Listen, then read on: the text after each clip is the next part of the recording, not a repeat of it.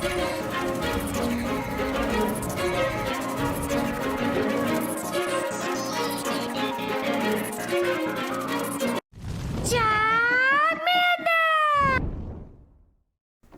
guys, King Charles here, tip your judge, your jury, and your analyst, and today I bring to you my best ABB team for the Weather Cup Great League Edition.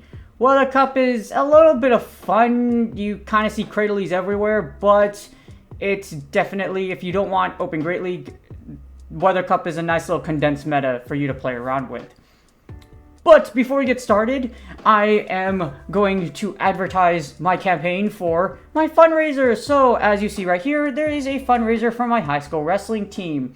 So sadly, unfortunately, the old coach from before, he's a terrible freaking coach, and he did absolutely no fundraising at all. So now I'm trying to help fundraise along with all the other projects I do. But I was wondering, I had the idea of using my platform here as a kind of advertising for fundraising. If you do donate, I will do a little special page at the end of my videos that says special thanks to all of these for donating to this campaign. All the proceeds go to my wrestling team, all for my kiddos, so I can send them to tournaments and that we can go for team supplies, because sending kids to tournaments is actually pretty expensive. And wrestling gets the lowest end of the totem pole when it comes to funding because we're not like football and basketball. So if you do me a huge favor, please do donate. It's for these kids, and the link is going to be in the same link as my mental health tip of the day for the description. So just go in my description and donate if you'd like. I really do appreciate it. And like I mentioned, you will see a little thank you slide at the end, and that will be permanent. I will not remove it. So, I appreciate y'all. Thank you for considering your donation. And before I get started, it's going to be my therapist mental health tip of the day. So, the consequences of verbally abusive athletic coaches. We're going into coach. I already talked about a coach that, yeah, for the fundraiser. So, this is about verbally abusive athletic coaches. So, it actually it's pretty obvious that it affects mental health, but this also goes for any other coach. So, if you're into sports or anything like that, or if you're any other activity and someone's coaching you, guess what? This is what it is. This is the consequences. And how do you know if your coach is a bully? Aggressive behavior, verbal and emotional abuse is much more common in athletics, and it can lead to severe and long-term lasting effects on the athlete's social and emotional development. In the world where more is better in terms of training and no pay means no game, there's a great deal of machismo in coaches. Note, I don't do any of this. As someone that still fights and wants my kids to be happy and healthy, I don't do anything that's on this list. So I'm definitely more aware of it, but definitely the head coach before me was definitely a pure definition of this, for sure. So it's hard to quantify because a clear definition of bullying is somewhat elusive. So definitely take a look at this article. There's even a study from UCLA in here, and it actually negatively affects your athlete's performance. So definitely take a look at this. It's a very interesting article. But again, articles from Psych Central are reviewed by mental health professionals or specialists in their field, so it's definitely a great read. Without further ado, this is my best AB team for the Weather Cup Great League Edition, and let's get started. Alright, here are the battles. We have Lanturn onto Lanturn. So for this one, I actually lose this lead. So when you have the mirror match and you're both using Spark, here's the thing. It really depends who wins CMP. Whoever's coconuts are larger, as in the attack stat, or like the total stat product, because I'm not gonna lie, there is this glitch where somehow I'm not supposed to lose CMP and I've still lost CMP in Master League, and it's really pissing me off. So as you see here, I have a little bit of bulk compared to my opponent, so my opponent definitely has more attack weight Lanturn. I actually give up my Lanturn here. I should have shielded here, but I'm like, oh, maybe my Lanturn will live with 1 HP in a dream. Not gonna happen. So we're going to send in Cradley, and I'm going to get as much energy as possible. Surf does neutral damage, so I'm going to get waterlogged by this Lanturn, and I'm going to just keep on trying to farm as much as I can. You're gonna end up seeing me fire no moves at all. I just want to farm this Lanturn down. Hopefully I can grab all this energy, break all their shields, and save it for my Regirock. They send a Mad Cargo. This is a flaming snail from hell, and it's going to take all my elo. Well, attempt to take all my elo. I managed to grab another shield here using both these Stone Edges. So this somehow, you know what's funny about Stone Edge? Somehow, some way, this rock just comes out from the earth and then hits them. I don't get how it works that way. Like how does it just like magically just come from the earth and then boom? It's like hilarious. Anyways, we're going to get hit by a Rock Tomb here, and then we're going to fire Focus Blast. I'm going to Onda Certera the freaking hell out of this poor Mad Cargo, and despite being -1, blast my way to victory. So, if you know Danny DeVito. So anyways, I started blasting, and now I have 2 shields against my one's opponent. So despite the fact that I literally lost the MP, I'm going to still be able to annihilate my opponent because of the fact that I have 2 shields. All I'm going to do here is I'm going to fire this Stone Edge, and my opponent is probably going to send in that Lanturn. Here's the issue, though. The Lanturns, I basically wall Lanturn with my Cradily, so they're going to I'm going to send in my Cradily to bait out that Lanturn. This is a 2000 IQ play, and they fall for the bait. I'm able to farm down this Lanturn, and I'm going to be able to shield here, and then freaking grass knot the unholy crap out of this poor Politoed. If you watch Danmachi is it's okay to chase girls in the dungeon. It's just Danmachi. It's a really cool anime, and it's a very dark anime because right now it's where the main hero Belcrano is like on these deep floors, and he's trying to kill, and he's getting killed by these really strong monsters. Speaking of really strong monsters, we have Bastiodon. And that's where this is leading to. Now, my opponent switches out in sheer realization that they're going to lose this lead, and think the fact that Bastiodon is viable in this meta actually really... Why? Why does it have to be this way? Our opponent sends in a Kingdra, and we're going to send in our Cradily. Cradily is going to be your safe switch. Cradily is great because in this meta, it does a lot. It basically hits anything for neutral or super effective damage. And in this instance, we have Grass Knot and Stone Edge. So, and I also have a shiny Cradily. So I think I got this one during GoFest. Yeah, GoFest. Yeah, it was a great and wonderful time. I hanged out with my friends. I saw a bunch of people that I knew from before, and it was absolutely amazing. And I can't wait for the next one. As you see, we're gonna have this Bastiodon come back in. It's gonna be mad annoying, and my opponent's actually gonna make this pretty close. So as you see, the Bastiodon is going to fire its Stone Edge. I'm not going to shield here. There's absolutely no point. This ugly rock dinosaur from hell and my own Bastiodon that's looking at me is like, really, dude? Pokemon had feelings. If I sent on my Bastiodon, it would look at me like, dude, why? Like, why are you so mean to my kind? Well, I just don't like Bastiodons. Our opponent makes this sweet catch on their Cradily, and I'm like, dang, bro, I just got flexed on. So we're going to send in Regirock. Here's the problem though. Regirock can't well, it can take 1 Grass Knot, but that's it. All it can take is 1. Grass Knot goes out, and as you see, oh my god, that did a lot of damage. My only choice here is to bait and hope they fall for the bait, and then I'm going to be able to get to a Focus Blast. So my opponent falls for the bait. I should be able to grab a shield and then fire my Focus Blast. Or I don't even have to grab my shield. They go over, and then I fire my Focus Blast. I'm able to take out this Cradily because this will do super effective damage. And then we have a Bastiodon. Bastiodon will farm me down. However, I have a shield, and I can get to 2 Surfs. So, that's game. Wait, what's a water... Well, what's a water type thingy for, like, a main character in an anime? I think my brain got lost. If you know any anime character that's mainly water in the comments besides Tanjiro, because everybody, well, I hope you would know about Demon Slayer. The one that comes into mind is Naruto for me. You know, the Ice Ninja Village, where I forgot the dude's name or whatever, but yeah, that's the first thing that comes to mind to me. But yeah, the reason I'm not saying Tanjiro because, like, you know, it's Demon Slayer. Anyway, speaking of water, we got Lord and Savior Bibarel, dark and really pissed off Bibarel, against our Lanturn. And as you see, it's spitting furiously on my Lanturn, and my opponent is refusing to swap out. And my brain is like, why? So, Bibarel doesn't really have anything to offer here. The problem with Water Gun is that it charges really freaking slowly. So as you see here, it's not really getting to a move. It's probably going to be a Hyper Fang though, so I'm going to shield. After that, I'm going to fire as many Surfs as I can and attempt to... The reason I'm firing Surf here is because it doesn't outright KO, but I should be able to farm down this Bibarel before it gets to another Hyper Fang, just because it's Shadow. As you see here, I'm going to be able to fully farm down this Bibarel. I'm not sure why my opponent did switch out. That's a huge mistake by them. And it's a Frostless.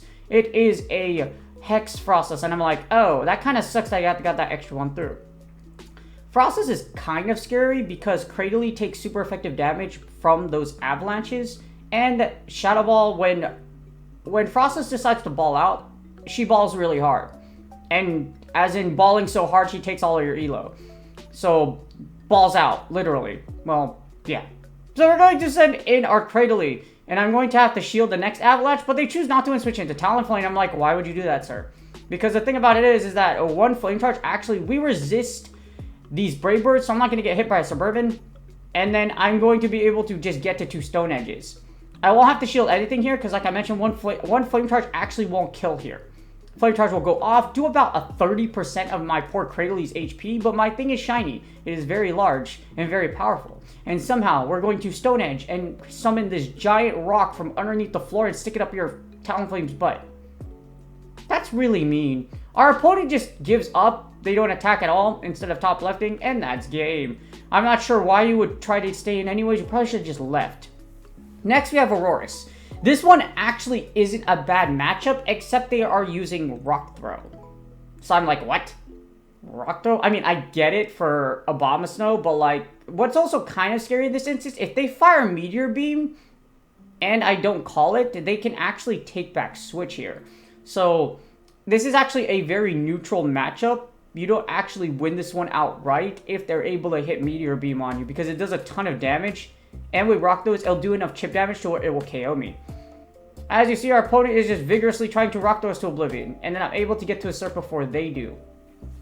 So, you have more of an advantage, but like I mentioned, it's actually pretty neutral, because if they beam you, if you get beamed, it's like game over.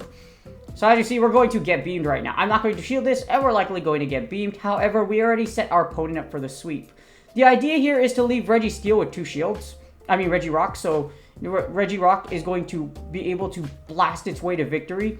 I like Stone Edge and Focus Blast just because Focus Blast hits really hard. It's able to KO most of everything that it hits rather than having Zap Cannon. Because if you do have Zap Cannon and Stone Edge, it's still a little rough. As you see with Focus Blast, I can take out things like Abomasnow, Raveler, and we have a Blaziken. So I'm going to just Stone Edge here, send in Cradley, and then Cradley should be able to finish off this Blaziken. You're going to see me go for the Grass Knot anyways. I don't have to theoretically do anything here. Brave Bird won't outright kill me, but Blast Bird might, so I'm going to shield here. And then we are going to just Grass Knot our opponent to victory. But yeah, it's been a pretty, oh my gosh, it's been a pretty chaotic week for me right now. So I'm really glad I'm able to do this shoutcast right now. I've had my senior night for my wrestlers. If you didn't see the little fundraiser blurb in the beginning of my video, please consider donating. It's for the team, and I want to make sure these kids are successful. And if I'm spending all this off time in creating content, donating would really help a lot, so I don't have to focus so much on fundraising as a head coach. But yes, my little Lanturn is going to fire against their Lanturn, and as you see, I do win CMP. So, I don't know how I win CMP. I have a rank 32 freaking Lanturn, man. Thunderclap and Flash, as in clap those cheeks of my opponents, because I do in fact win CMP. So, we're gonna bolt, as in, not the movie, not the Disney movie, no, Disney. I don't like making Disney references because Disney sues everyone that makes Disney references. It's sad, but it's true. But as soon as we take the Lanturn out, we get a Walrein. And I'm like, why would you have a Lanturn and a Walrein together? I mean, I get it because of Cradley, because they're basically their opponent's banging on, they win the lead, and then they send out Cradley, but still not that great. But Stone Edge hurts a lot. We're going to Thunderbolt our opponent to oblivion. They're probably going to shield, and I'm going to be able to send in Regirock. Now that they don't have a shield, I'm going to be able to Focus Blast or Stone Edge my way to victory. I'm able to get to Stone Edge. My opponent's likely going to shield here, but it's going to leave my opponent in a really bad spot because they don't have any shield. I got two whole coconut shields ready to deflect anything and protect everything that you throw at me, and I fall for the bait. But at this point, it doesn't really matter. I don't shield the next one because there's no way you could bank 2 Icicle Spears. You can't bank an Icicle Spear and an Earthquake at the same time, so it's just like, So, my opponent sends in Pelipper. And fun fact, Pelipper, if they're down shields, does in fact get yeeted by 1 Stone Edge. So as you see, the giant rock comes through, shoves it up the Pelipper's butt, and our opponent just tops left because they realized, yes, yo, that was a terrible mistake. Yes, it was. For our final battle, we have the Charmer A9 versus our Lanturn. This actually isn't bad for our opponent. Our opponent can actually okay, so Ninetales actually wins this by the sheer virtue that they could force their way through with 2 shields. I Thunderbolt through, and they match to grab a shield. But yes, the 2 shield charm strat is in effect here, and like I mentioned, the Ninetales, if they commit both of their shields, actually outright wins this match. So, I'm not going to shield this one. It's a Weather Ball, but you can see that's what's going on right now. that charm goes through. I should have fired. That's the mistake on my part. I should have fired one more spark and then fired my move. But as you see, our opponent isn't electing to switch out. But they're going to outright. I'm going to able to get to the Surf. But like I mentioned, they can actually win this lead by just two-shielding their Ninetales. And we get a Kingdra. So in a 2-to-1 shield advantage, we have a Kingdra, which is actually a little scary because the thing about it is, Outrage sucks. So if I get hit by an Outrage, this is going to be terrible. But we're going to summon the Grass Knot, and we're going to be able to do some heavy damage here. Our opponent isn't going to shield, and they're going to attempt to fire an Outrage. Their one condition here is to Outrage through shields. I'm not going to fall for it. As you see, the Outrage fires out. This very long and powerful dragon Pokemon. Well, not very long. It's a seahorse. It's Kingdra. Kingdra's actually really cool. It was one of my really, like, one of my favorite Gen 2 Pokemon back in the day when I first saw it, just because I like dragon Pokemon a lot. And then we're going to get a Cradily onto a Talonflame. Here's why I don't like Talonflame. When you shove a giant rock up Talonflame's butt, guess what? It does a one-hitter quitter. And our opponent is just desperately trying to get to Flame yeah. And there are too many water types running around for Talonflame to be viable in this meta. Like, it's good, but don't get me wrong. If you don't take out the water or the rock type, you're dead. And as your opponent, see, my opponent just tops up because they know it's already game over. That's game. I hope y'all enjoyed the battles. And that's game. I hope y'all enjoyed the video. As you see, this double rock back row is actually pretty nutty. If you lose the lead, you say switch into Cradily, and then Lanturn and Regirock will hopefully close out for you, just because Cradily is just such a solid safe switch.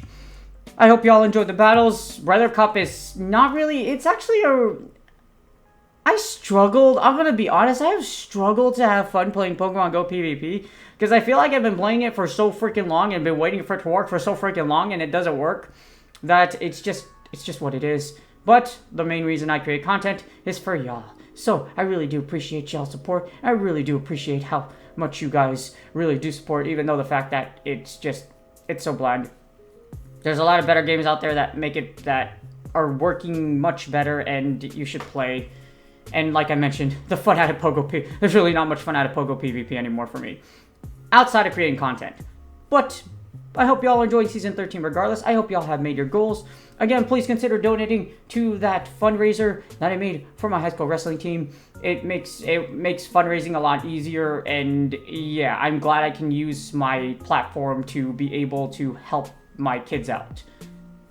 But also, I really do hope you all enjoying Season 13. Again, do me a huge favor. Please like, subscribe, and comment for YouTube algorithm. Don't forget to consider donating to my fundraiser page for my high school wrestling team as a head coach. And I wish y'all the best luck in your Go Battle League sets. And I will see y'all in the next video.